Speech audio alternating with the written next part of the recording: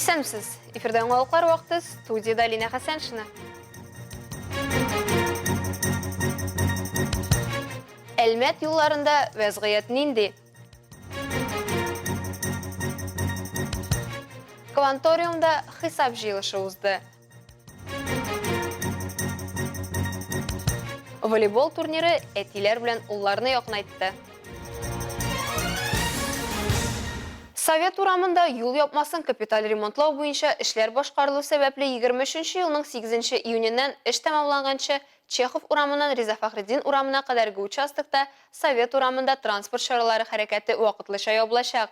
Совет урамындагы участок ябылу чорында Чернышевский һәм Дивон урамнары буенча урау юл үтәргә кирәк. Әлеге урам калабызның иң күп автомобиль трафигы булуы белән билгеле. Шуңа да ул таушалган һәм капиталь төзекләндерү сорый иде. Совет урамының ремонты республикабызда юл хәрәкәте куркынычсызлыгын арттыруга юнәлдерелгән инженерлык чаралары комплексы белән бер дәрәҗәдә дисәк тә арттыру булмас. Хәзерге вакытта федераль автомобиль юлларының 26-нчы участогында юл эшләре башкарыла. Татарстан Республикасы буенча Эчке эшләр министрлыгының дәүләт автоинспекциясе машина йөртүчеләрне вакытлыча юл билгеләре һәм юл эшләре башкарылган урыннарда, бигрәк тә төнге вакытта билгеләү таләпләрен төгәл үтәргә чакыра. Теманы Ләйсән Галиева дәвам итә.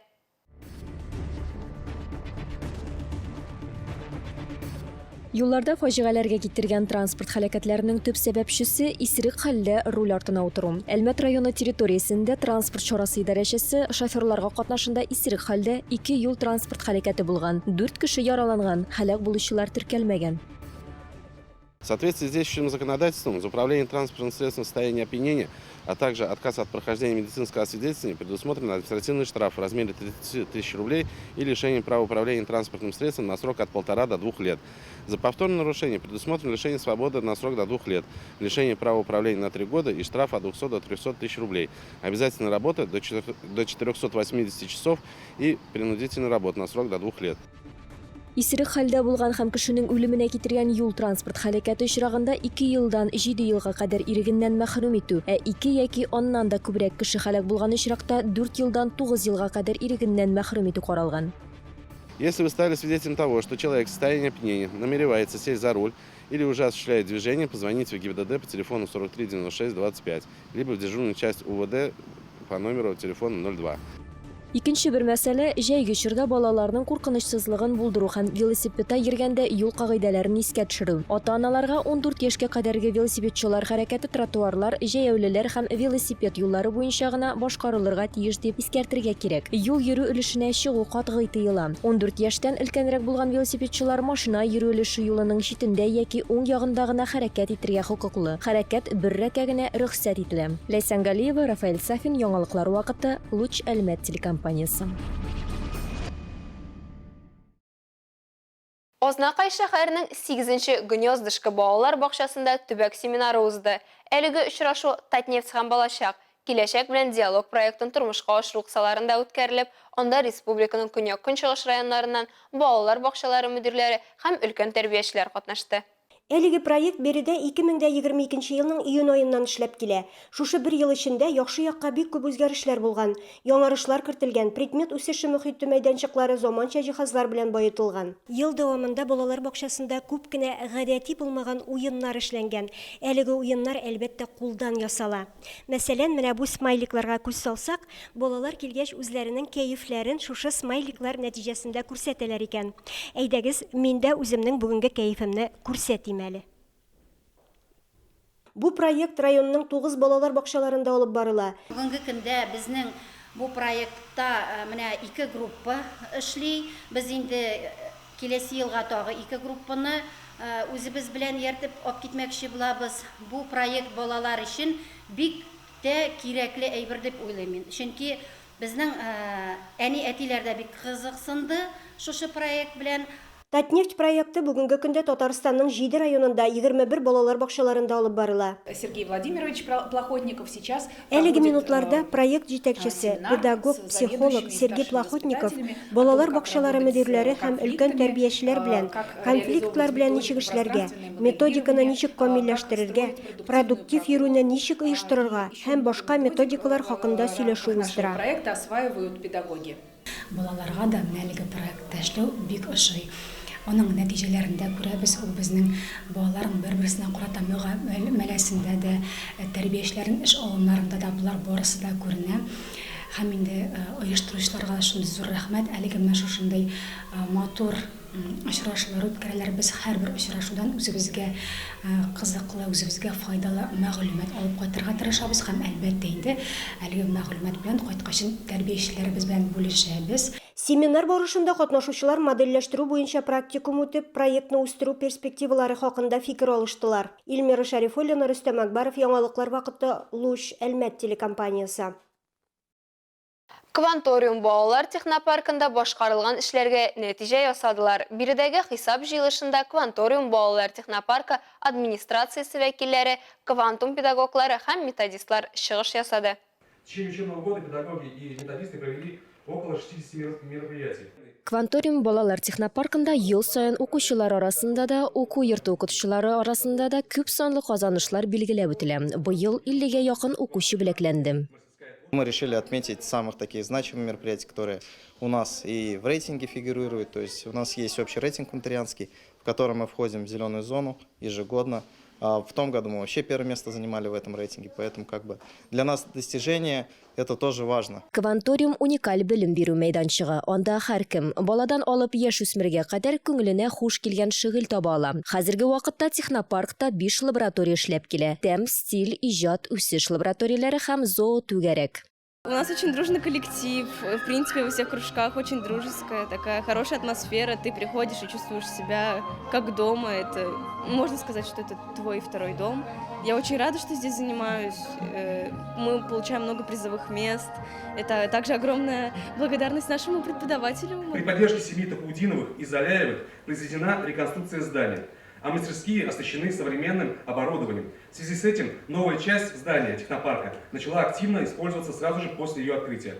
Под руководством своих наставников учащиеся осваивают лазерный станок для вырезания плоских деталей из фанеры, применяют фрезерный станок с ЧПУ для изготовления валов и пластика, а также используют робот-манипулятор Кука.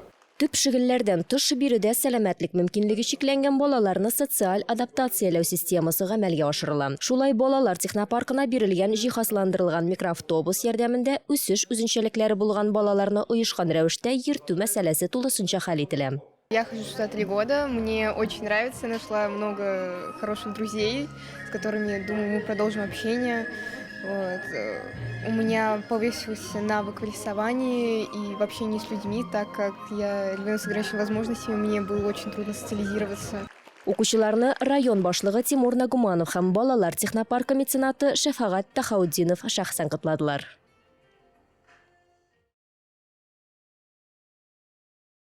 Хәзерге вакытта Татарстан аграрийлары 5 миллиард сум күләмендә дәүләт ярдәме алды. Май аенда авыл хуҗалыгы җитештерүчеләренә тагын 1,3 миллиард сум субсидия бирергә ниятлиләр. Татарстан Республикасы вице-премьеры, авыл хуҗалыгы һәм азык-төлек министры Марат Җаббаров хөкүмәт йортында узган традицион киңәшмәдә шулай дип белдерде. Аерым алганда докладчы сүзләренчә, үсемлекчелеккә һәм җирләрне сугаруга ярдәм йөзеннән аграрийларга 2 миллиард 54,9 миллион, терлекчелеккә ярдәм күрсәтүгә 2 миллиард 35,4 миллион, хуҗалык итүнең кече формаларына һәм шәхси хуҗалык алып баручы гражданнарга ярдәм сыйфатында 333,2 миллион, агросәнәгать комплексын техник һәм технологик яңартуга 396 миллион сум акча күчерелде. Башка юнәлешләр буенча субсидия күләме 139,6 миллион сум тәшкил итте. Мондый субсидияләр авылларда шәхси һәм фермер хуҗалыкларының тотрыклы үсешен тәэмин итә дип саный белгечләр.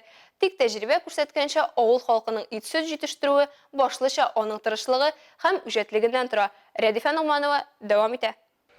Шараповлар Шилмешан районы Кармаш авылының үрнәк гаиләләренең берсе. Фәрит абый белән Фәүзия апа икесе дә гомерләрен авыл халкына багышты. Фәрит абый Чиста сельхозтехникумында белем алгач, колхозда 17 ел механик булып эшли. Соңрак фермер хуҗалыгы оештырып, үзенә үзе эшли башлый. 100 гектар җиребез бар. 50 гектар яшмин чәчтек быел. Сылы 50 гектар чәчтек. Тагын болында печәнлегебез бар 15 гектар. Шундый үгезләр белән шөгыльләнәм инде мин. Сыерлар белән тигез сөтчелек белән монда хәзер хөкүмәтнең ни дә юк. Сөт бәясе юк. Шул ит белән шөгыльләнәбез инде, үгезләр тотабыз. 20 башка җитә инде безнең. Шараповлар калага күченү турында уйлап та карамый. Авылда төпләнеп калуны ата-баба алып барган яшәү рәвешен дәвам итү дип кабул итәләр. Өстәвенә бүген сала тормышы каланыкыннан калышмый. Шартларын үзе тудырырга күнеккәннәр биредә. Эшлим дигән кешегә эше дә җитешле. Бары да җитештергән товарны урнаштыруда гына дәүләт ярдәме булса комачау итмәс иде, ди фермер. Без шәһәр халкына яхшы яшибез, үзебез. Су кергән, туалет бар, газ кергән. Просто менә шул үстергән әйберне сатып булмый, шунысы авыр. Ана ит мәсәлән итне без кайгына николинлар эзлибез инде шул авыр сатырга. Авылда бетсәң шул проблема инде. Фәрит абының уң кулы, терәге һәм тормыш иптәше булган Фәүзия апа 34 ел авыл мәктәбендә балаларга математика фәнен укыта. Директорның тәрбия мәсьәләләре буенча урын басары булып эшли. Бүген лаеклы ялда булган Фәүзия апага туктап торырга күренми дә әле. 39 сотый бакчада ниләр генә үстерми алар. Алмага, чия, карлыган, җиләк, әллә никадәр яшелчә, чәчәкләр. Буларның барысы да вакыт табыла. Теләк кенә булсын диyorlar. Төр ярдәмчеләре һәм терәкләре 91 яшьлек Шәфигулла бабай. Заманында мондый зур бакчага нәкъ ул нигез сала да инде. Яшәүче авылыннан булган Шәфигулла ага заманында биредәге зур колхозның бригадиры, аннан аның рәисе булып эшли. Шул чакта совет чоры кануннары буенча аны зуррак авылга күчерәләр. Монда күченгән инде менә шул сатты инде әйткәндә торгызып җибәрдек. Куаклар бутыртып бөтенесе үзебезнең кешеләр эшләнгән әйберләр. Менә урамда мотор булсын, йортка мотор булсын, кырыйга 16 штук йөкә уштырдык, менә күргәнсез инде. Урамда да яшелләренеп тора, йөртләнеп тора. Бакча мал-туар эшеннән арынып торыр өчен авылда мөмкинлекләр булуы куандыра. Фәүзия апа бик рәхәтләнеп авыл китапханәсе каршында оешкан илһам түгәрәгенә йөри. Биредә үзе сыман апалар белән кул эшләре белән шөгыльләнәләр, милли уеннарны яңарталар. Авылны яраттым, никтер шәһәргә китәргә дигән уем булмады. Бер кайчанда Казан дәүләт педагогия институтын тәмамлап кайтканнан соң инде мөмкинлек бар иде шәһәргә китәргә дә, ләкин мин авылда калырга уйладым. Авылны яратам, авылда яшисем килә, шәһәр тормышын күз алдыма китерә алмыйм. Рәдифә Нигъматова, Вадим Тарасов, яңалыклар вакыты, Луч, Әлмәт телекомпаниясе.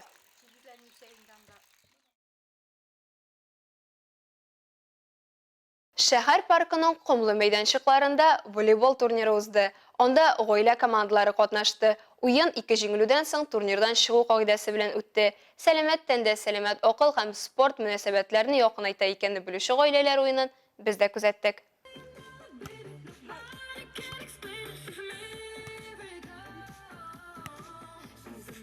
Әлмәт волейбол федерациясы ел сайын җәйнең беренче атнасында гаилә турниры уздыра. Ярышларның максаты гаиләдә уртак гореф-гадәтләр булдыру, балалар белән файдалы итеп вакыт уздыру. Родители не всегда понимают своих детей.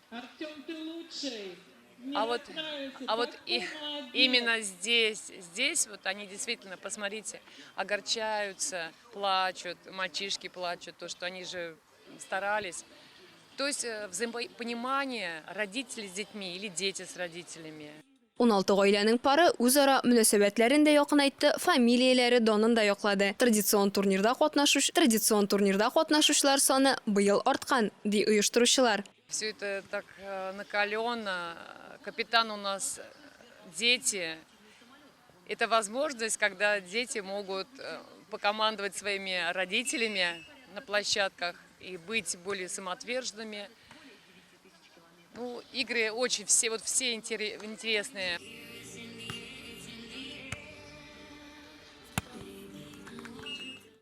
Катнашучылар ел сайын мондый чара узуга сөенә һәм катнашучыларның уйнау дәрәҗәсе артуын ассызыклый. Детишки растут, набираются опыта игрового, мастерства.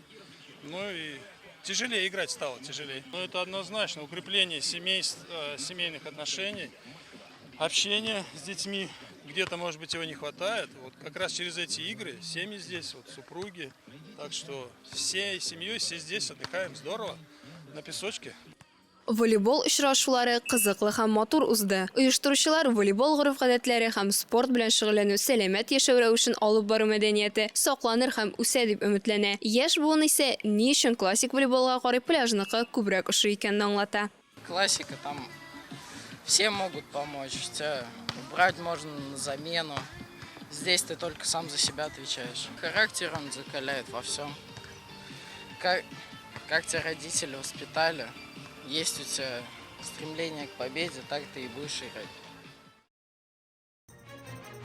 Әлегә шулар, мин Лина Хәсән, һәм монтаж операторы Динара Гайнутдинова сезнең белән сау булашабыз. Исәнмесез булыгыз.